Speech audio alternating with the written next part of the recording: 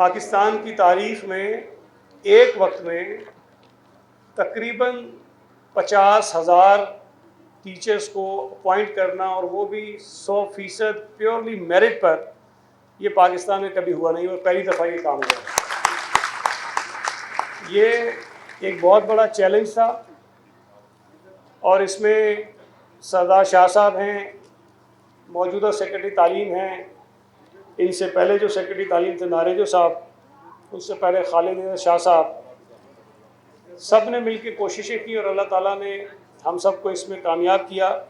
لیکن اس میں اگر پاکستان پیپلز پارٹی کی لیڈرشپ کی تعریف نہ کروں تو یہ بڑی زیادتی ہوگی، اس لیے کہ یہ جو بھی تاریخی کام ہوا اس میں لیڈرشپ کی ہدایات اور ایک کلیئر ویژن تھا ان کا کہ اساتذہ کی جو بھرتیاں ہونی ہیں، جو اپائنٹمنٹس ہونی ہیں، اس میں کسی قسم کی کوئی انٹرفیرنس نہیں ہونی چاہیے اور وہ پیورلی میرٹ پر ہونے چاہیے۔ پورے ملک میں تعلیم میں بہت سارے مسائل ہیں۔ یہ ریاست کی حکومتوں کی ذمہ داری ہے کہ اپنے ملک میں تمام بچوں کو ایک معیاری مفت تعلیم فراہم کریں، لیکن یہ ممکن نہیں ہو سکتا جب تک ہمارے پاس معیاری ٹیچرز نہ ہوں، جب تک ہمارے پاس سرکاری اسکولوں کا ایسا ماحول نہ ہو جہاں پہ والدین اپنے بچوں کو بغیر کسی پریشانی کے، بغیر کسی خوف کے بھیج سکیں۔ لیکن اگر اسکولز ہوں اور ٹیچرز نہ ہوں، اور ٹیچرز بھی ہوں اور ان کو خود نہ پڑھانے آتا ہو، تو میں سمجھتا ہوں کہ شاید ہم جتنا پیسہ خرچ کر لیں، جتنی کوششیں کر لیں، جتنی محنت کر لیں، ہم اپنی وہ بنیادی ذمہ داری جو بچوں کو تعلیم فراہم کرنے کی وہ پوری نہیں کر سکتے۔ جو ایلیگیشنز، الزامات آتے رہے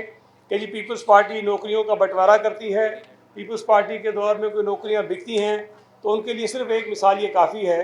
کہ اگر ہم نے تقسیم کرنی ہوتی، بٹوارا کرنا ہوتا، اگر بیچنی ہوتی، تو یہ 50,000 نوکریاں کسی اور محکمے میں ہمیں نہیں ملنے والی۔ یہ صرف ایجوکیشن کی بات نہیں ہے، اب تو باقی جتنے محکمے ہیں ان میں بھی گریڈ 5 سے لے کے 15 تک کی جو نوکریاں ہیں وہ سکھر IBA کے تھرو باقاعدہ اسی انداز میں ٹیسٹ ہوں گے، انٹرویوز ہوں گے جس طرح یہ ٹیچرز بھرتی ہوئے ہیں اور ان کے اپائنٹمنٹس ہونے ہیں۔ تو ہم نے ملازمتوں کا جو طریقہ کار تھا اس کو صاف اور شفاف بنایا ہے۔ ایک اور چیز جو بار بار سامنے آتی ہے کہ یہ کراچی کے لوگوں کو نوکریاں نہیں ملتی یا کسی فلاں شہر کے لوگوں کو نہیں ملتی، تو یہ جتنے دوست اور بچیاں اور بھائی اور بہنیں بیٹھی ہیں جن کو نوکریاں ملنی ہیں، یہ UC بیسڈ نوکریاں ہیں۔ اگر کسی ایک UC میں، مثال کے طور پہ گلشن اقبال کی UC میں 10 نوکریاں ہیں،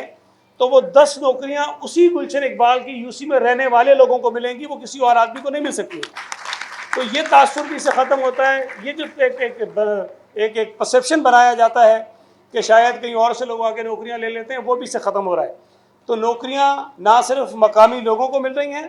بلکہ مقامی بھی بنیادی سطح پر، یونین کونسل کی سطح پر جا کر لوگوں کو نوکریاں دی جا رہی ہیں۔ جن بچوں کو آپ پڑھائیں، میری صرف اتنی گزارش ہے کہ اپنا بچہ سمجھ کے پڑھائیں۔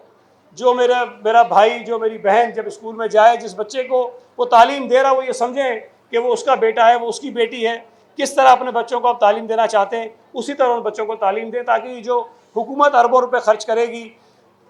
جو عوام کی ٹیکسوں سے پیسے اکٹھے ہوتے ہیں، اس پیسے کا جو ایک مصرف ہے وہ کوئی ضائع نہ ہو، وہ صحیح مقام پر ہم جا کر اس کو خرچ کریں اور صحیح مقام پہ اس کا صحیح نتیجہ حاصل کر سکیں، اور اس ملک اور صوبے کے لیے، شہر کے لیے اچھا ایک بچہ تیار کر سکیں، اچھی نسل تیار کر سکیں جو آگے چل کر اس ملک کی خدمت کرے۔ اور یہ میں سمجھتا ہوں کہ جو ٹیچر آج بھرتی ہو رہے ہیں یہ آنے والی ہماری 3-4 نسلوں کو جو ہے وہ ٹھیک کر سکتے ہیں۔